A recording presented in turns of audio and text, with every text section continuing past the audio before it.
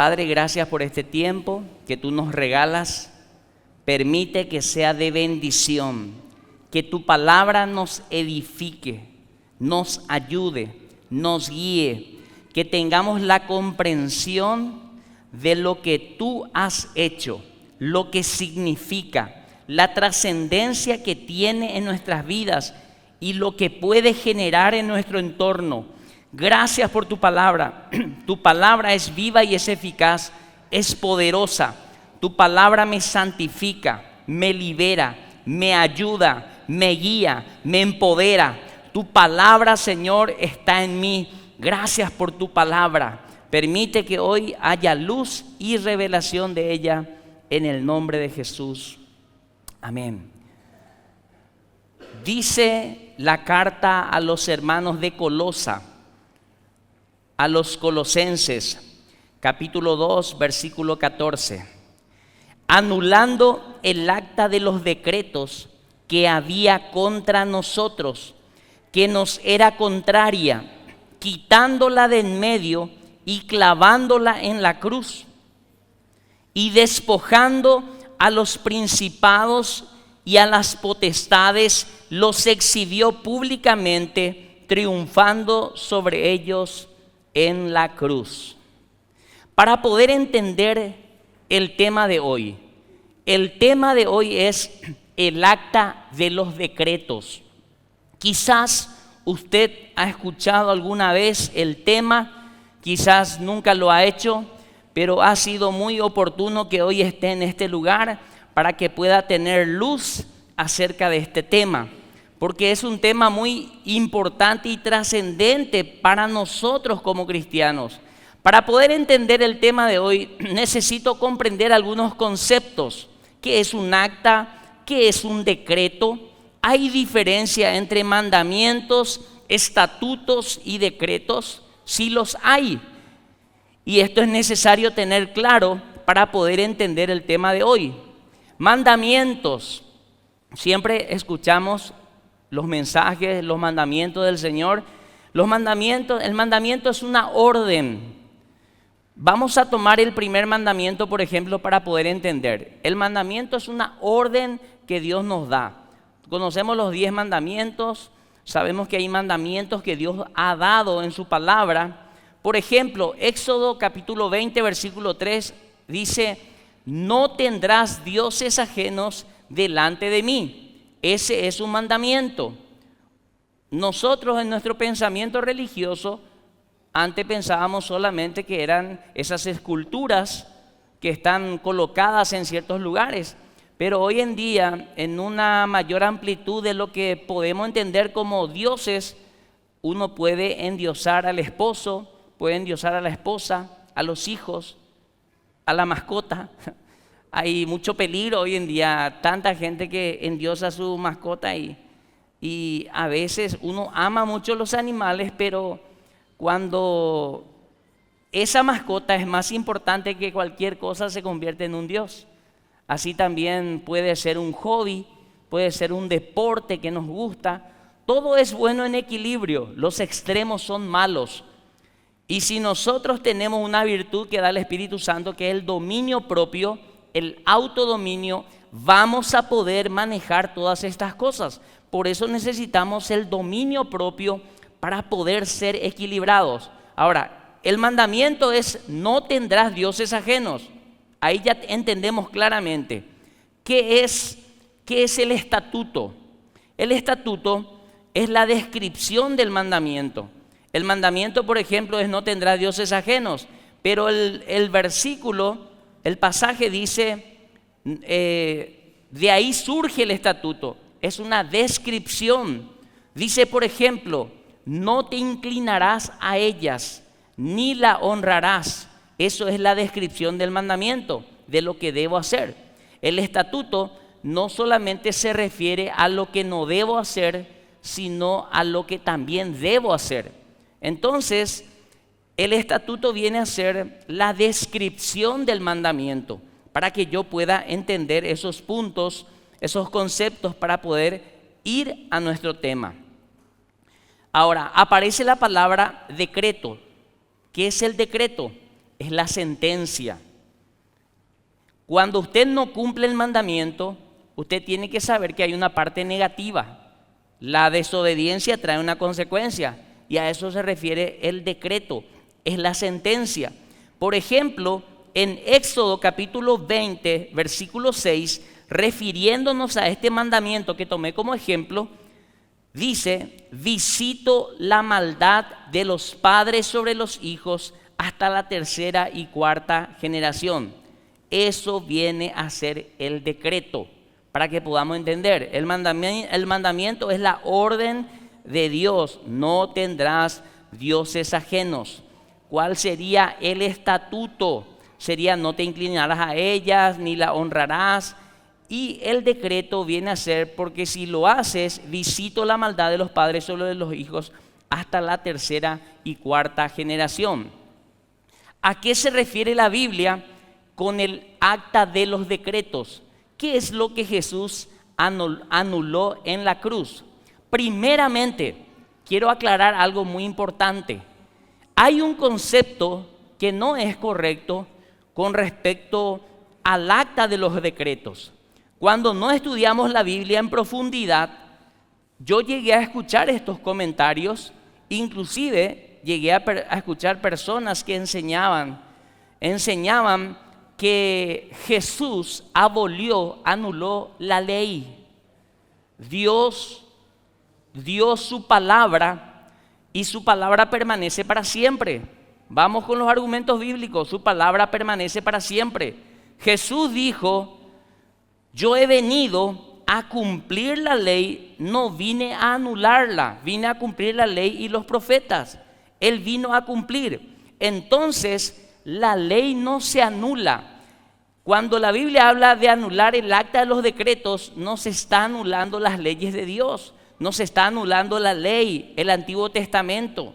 Muchas veces, por no estudiar la palabra profundamente, caemos en el error y decimos: estoy en la gracia, ya la ley fue anulada. Y no se refiere a eso cuando se habla de este pasaje. Cuando se habla de este pasaje hay que profundizar. Lo que se anula, ahora vamos a entender, es el acta de los decretos. ¿Qué es el acta? Para llegar a eso, me llamó la atención algo, y antes de entrar al tema, quería compartirles. Estuve leyendo algo acerca de los pueblos centroamericanos. Unos periodistas escribieron que los países centroamericanos habían firmado en un momento un acta en la que se le declaraba a esos pueblos centroamericanos libres del yugo de la corona ibérica. Cuando hablamos de la corona ibérica, estamos hablando de España y Portugal. Estos países estaban bajo ese dominio, pero hubo un acta que se firmó donde ellos adquirieron la libertad. Lo llamativo del tema es que algunos seguían tributando a la corona, seguían dando sus impuestos, seguían obedeciendo las indicaciones, todo lo que anteriormente ellos habían acordado.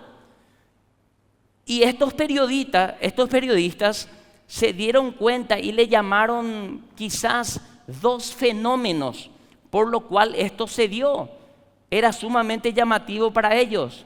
Lo primero es que muchos de los pueblos centroamericanos sabían que el acta se firmó, sabían que eso se dio en un momento, pero ellos no entendían lo que el acta significaba, el valor de esa acta, lo que realmente le estaba declarando libres, y ellos no comprendían eso.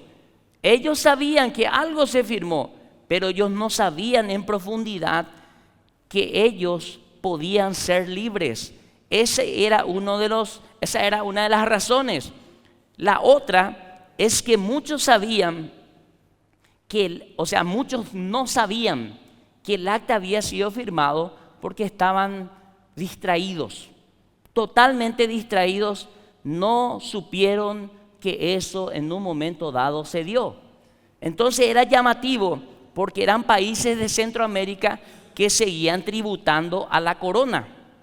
Ahora, quiero eso trasladar al mundo espiritual, a lo que nos compete, a nuestra fe en el Señor.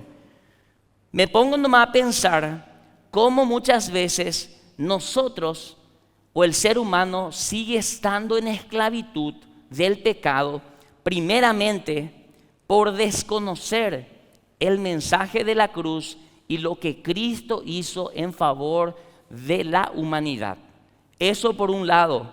Y por otro lado, si voy a aplicar esto, si voy a hacer un paralelismo, me doy cuenta de que hay muchos hijos de Dios y muchos cristianos, mucha gente que en un momento le entregó su vida quizás a Jesús y son declarados hijos de Dios, pero ellos nunca se dieron cuenta de lo que significaba, de lo que significó realmente el sacrificio de Cristo en la cruz.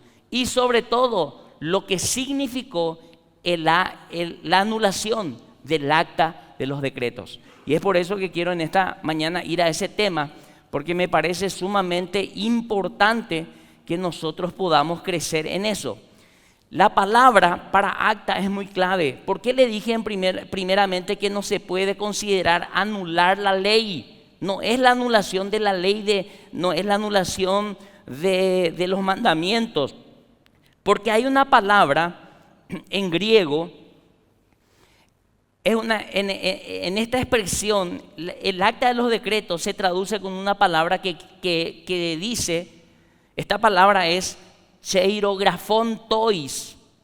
Es una palabra un poco larga, cheirografón tois, dogmasin. Esas expresiones en griego se están refiriendo a un documento manuscrito específico. Se está refiriendo, y eso aparece en la Biblia en el griego, un certificado de endeudamiento que puede ser traducido como factura, cuenta de cobro o registro de deudas. Cuando se habla del acta de los decretos, se está hablando de un endeudamiento que el ser humano tiene. En el mundo espiritual hay una deuda. ¿Por qué nosotros tenemos que tener una deuda? A consecuencia del pecado que practicamos, del pecado, empezando desde Adán, desde ese tiempo. Cuando peca, comienza el tiempo, porque anteriormente no había tiempo. Entonces, empieza el hombre a tener un endeudamiento por no cumplir las leyes de Dios. A mí me gusta mucho este versículo, esta parte de la palabra, en una versión que se llama estándar revisada. Dice, habiendo cancelada la fianza decretada en contra de nosotros mediante demanda legal, fue desechada, clavada en la cruz. Cuando dice Colosenses 2:14, se refiere a la orden de muerte decretada para nosotros por nuestros crímenes espirituales. Los crímenes espirituales son el pecado o el quebrantamiento de la ley de Dios. Es importante saber, esto tiene que ver con el tema para ampliar un poquitito para que podamos comprender. En el tiempo de Pablo, por ejemplo, se acostumbraba a los presos. Un juez dictaminaba lo que la condición del preso, dictaminaba su sentencia.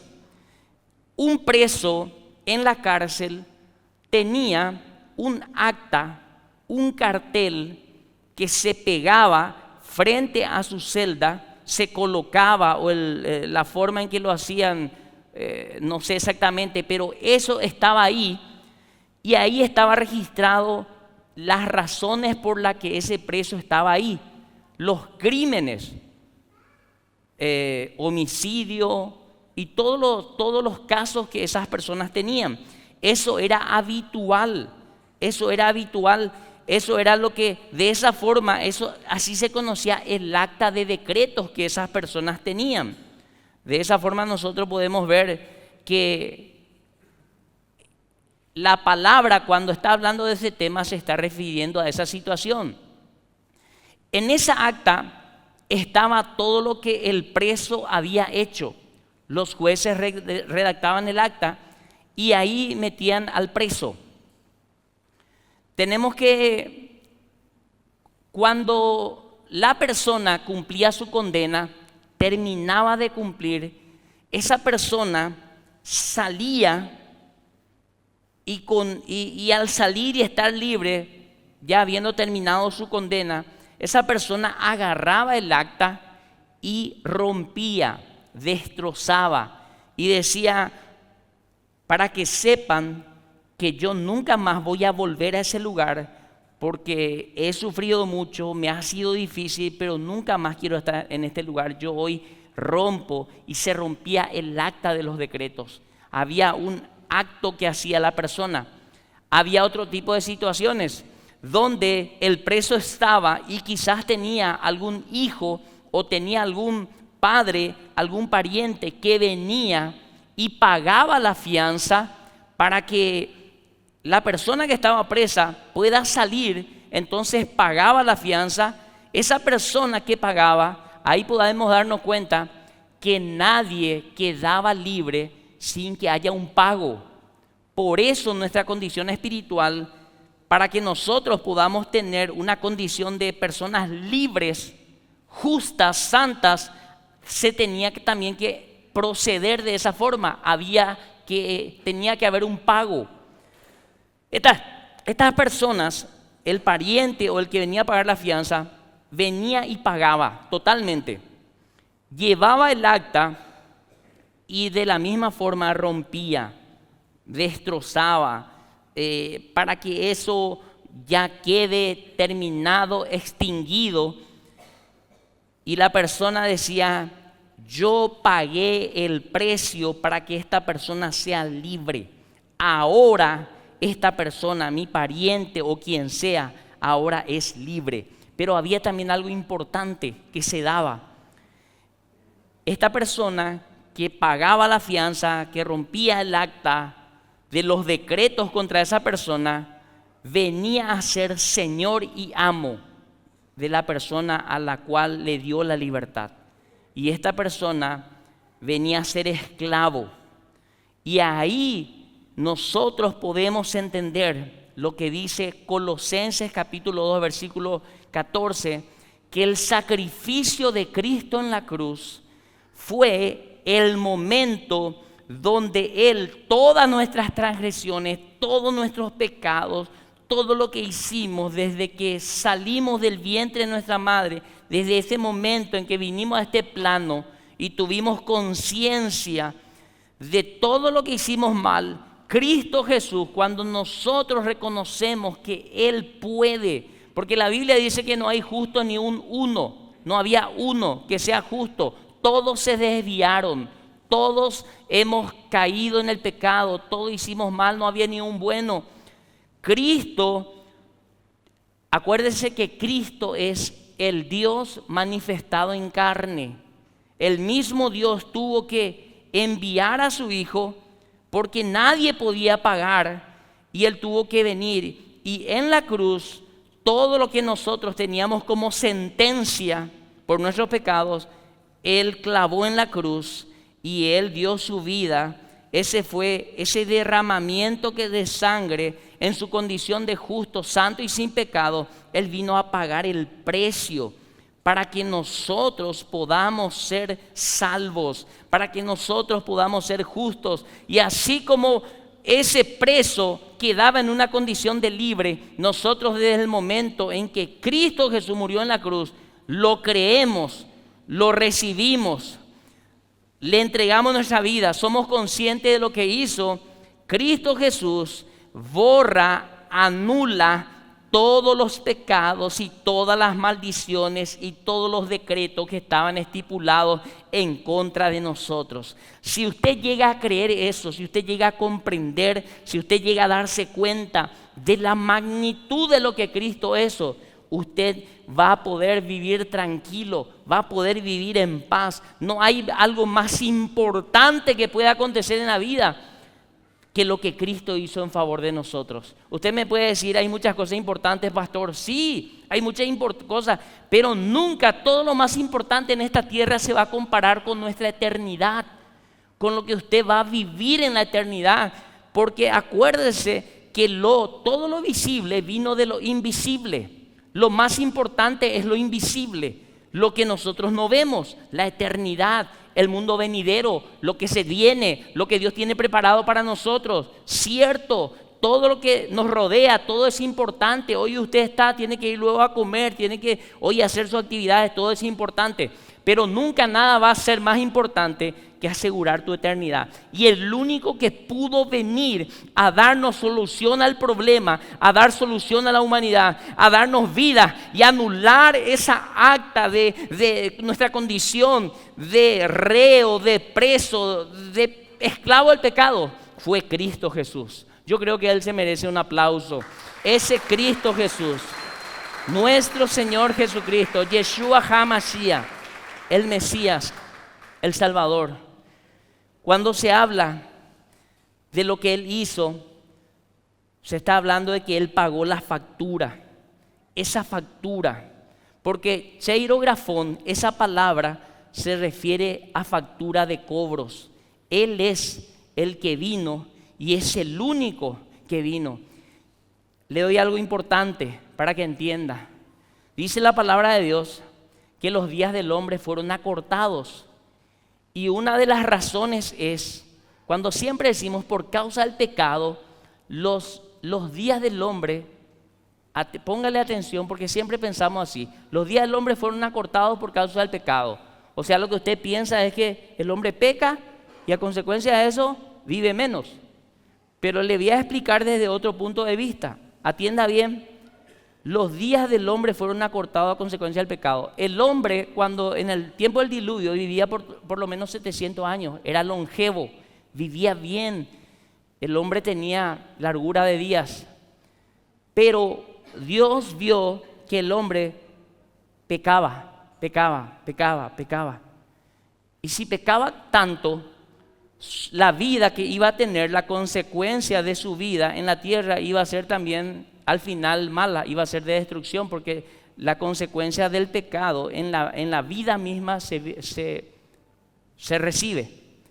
Entonces, como el hombre pecaba tanto, Dios dice que vio esa situación y por causa del pecado fueron acortados sus días a 120. Eso está en la Biblia, fueron acortados sus días.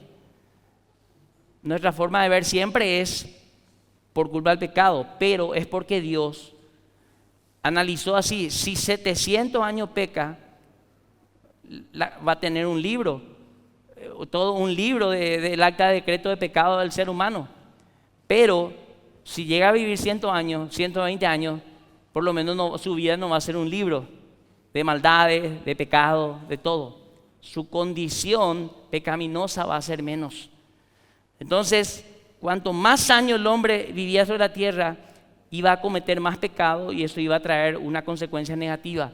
Pero si menos años vivía debido a que el hombre practicaba el pecado, iba a ser menos la consecuencia negativa sobre la humanidad y sobre esa misma persona.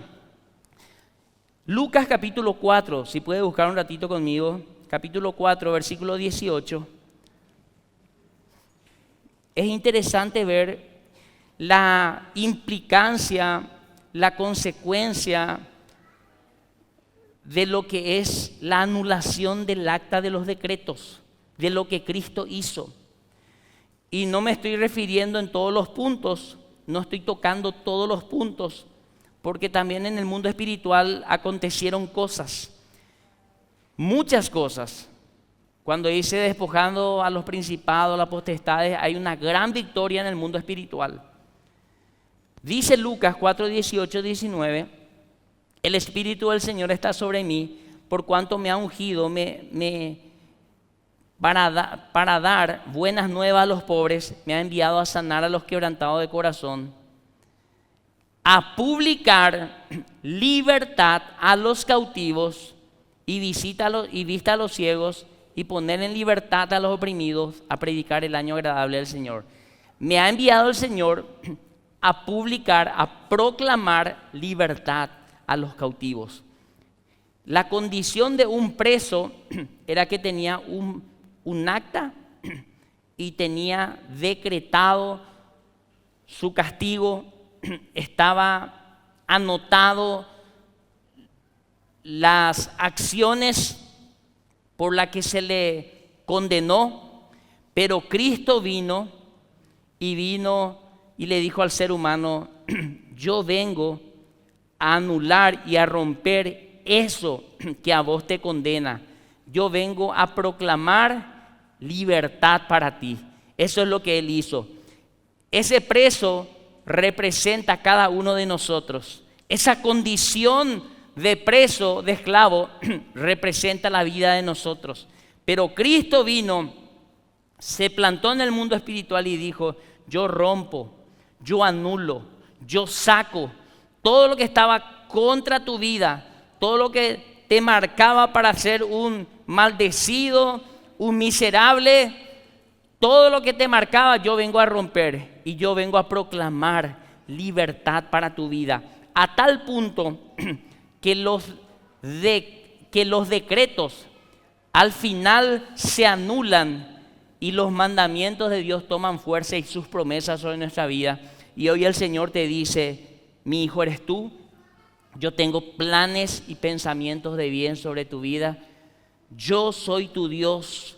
Todo lo que tenemos como promesa viene a cobrar fuerza por medio de los méritos de Cristo y nosotros comenzamos a vivir realmente todo lo que Dios determinó para nosotros. Una cosa que Cristo hizo y es importante: se rompió el velo del templo, se rompió el velo. Esa cortina grande, imposible de romper porque era una tela dura. Ese velo del templo, cuando Él muere clavado en la cruz, suceden cosas, acontecimientos se dieron, las piedras se partieron, cosas sobrenaturales se dieron en ese momento. El velo del templo se rasgó, quedó abierto el lugar santísimo para que nosotros podamos acceder a la presencia de Dios, para que usted cuando cierre sus ojos, o quizás no los cierre, pero usted pueda conectarse con Dios, con el Padre, con el Abba, y usted pueda decir: Señor, papá, aquí estoy, soy tu hijo. Y usted comienza a fluir en una relación de amor, en una relación que antes el ser humano no podía tener. Se abrió el camino, se abrió el acceso. Es como cuando hay manifestaciones o por la mañana usted de aquí, desde este punto, quiere llegar al centro. Es una locura el tráfico. Lo único que usted puede hacer es poner una sirena, vaya a hacerse de policía y ahí le hacen paso. Si no, viene en una ambulancia, capaz que así llega, o si no, no llega. Pero ¿qué hizo el Señor? Imagínense esa imagen. Él saca todos los vehículos, el lugar santísimo es como el centro. Entonces Él comienza a sacar todo. Cristo Jesús lo hizo con su sacrificio. Comenzó a abrir el camino y se abrió el camino para que usted pueda acceder al lugar santísimo, a la misma presencia de Dios. Y si usted llega a dimensionar eso, es una locura. Una vez al año nomás el sumo sacerdote podía y tenía que presentarse en santidad y con todos los preparativos correspondientes, tenía que tomar todas las medidas de santidad, de obediencia, inclusive el protocolo para entrar ahí con su vestidura. Todo llevaba mucho trabajo, mucha preparación, era todo un estrés, vamos a decir, si vamos a usar una palabra de hoy en día. Pero, ¿qué hace el Señor? Jesús nos abre el camino. Todo lo que era difícil, se abrió el camino para nosotros, para que podamos entrar a la presencia de Dios y usted pueda soltar sus cargas, usted pueda descansar en Él, contarle sus problemas y usted también pueda recibir de Él, pueda ser animado, fortalecido, pueda oír la voz de Dios. Todas esas bendiciones Cristo Jesús lo hizo a favor de nosotros. Y hay algo interesante y sumamente poderoso que no nos damos cuenta muchas veces. Dice que subiendo a lo alto llevó cautiva la cautividad y dio dones a los hombres. De Yapa, aparte de bendecirnos con tanto, antes tu condición era pecaminosa, miserable, Todos pecamos, todos nos conocemos, tenemos que ser francos, tenemos que ser sinceros, todos fallamos, podemos tener una imagen muy linda delante de todos, puede ser que la gente nos conceptúe de una forma, puede ser que la gente nos conozca como personas de bien, pero dentro de nosotros estamos podridos, estamos sucios, somos malos, es la realidad de la condición del ser humano. El ser humano tiene esa inmundicia porque eso vino desde el principio. Pero ¿qué hizo Jesús? Vino a limpiarnos desde adentro, nos puso en una condición de santos puros delante de Dios, nos santificó, nos purificó, nos acercó al Padre. ¿Y qué hace el Señor? Aparte de renovarnos, levantarnos y de hacernos nueva criatura, aparte dio dones al hombre, nos da dones. Imagínense lo que hace el Señor. Aparte de todo, nos reparte dones. Así que cuando usted se acerca a la presencia de Dios y ministremos, también en ese entendimiento que el Padre comience a dar dones, capacidades, ministración. Cuando usted se acerca a la casa de Dios, usted tiene que estar preparado para recibir dones. Dios le dio dones a los hombres, le dio habilidades, le dio potencial, le dio bendiciones. Todo eso es por los méritos de Cristo Jesús. Ese Cristo Jesús sí que se merece toda gloria y toda honra. Ese Cristo Jesús es maravilloso. Y el problema del hombre, increíblemente, empieza con un árbol. El árbol del conocimiento del bien y del mal. Ese árbol es el problema. Ahí el hombre, Adán y Eva, desobedecen, pecan. Pero lo increíble de la historia, dentro de lo que transcurre en la historia, es que ese árbol tiene un significado muy grande. Porque para la redención del hombre había que necesitar un madero que se hace de un árbol también. Y esa madera, ese madero, cuelga al Salvador, al Dios manifestado en carne, para traer solución al problema de la humanidad. Y anula el acta de los decretos que nos era contraria. Y nos bendice, nos da la vida eterna. Resucita en su momento al tercer día. Y reparte dones a los hombres. Nos da vida eterna. Y nos da todo lo que Dios diseñó para nuestras vidas. Ese es el Cristo que predicamos. Si estás por primera vez hoy, si alguien está por primera vez, yo quiero invitarle para que pueda hoy poner su fe en Jesús. Pueda decir: Señor Jesús, yo quiero entregarte mi vida hoy. Quiero conocerte. Todo esto que hiciste es sumamente grande. Yo quiero aceptarte, recibirte como Salvador.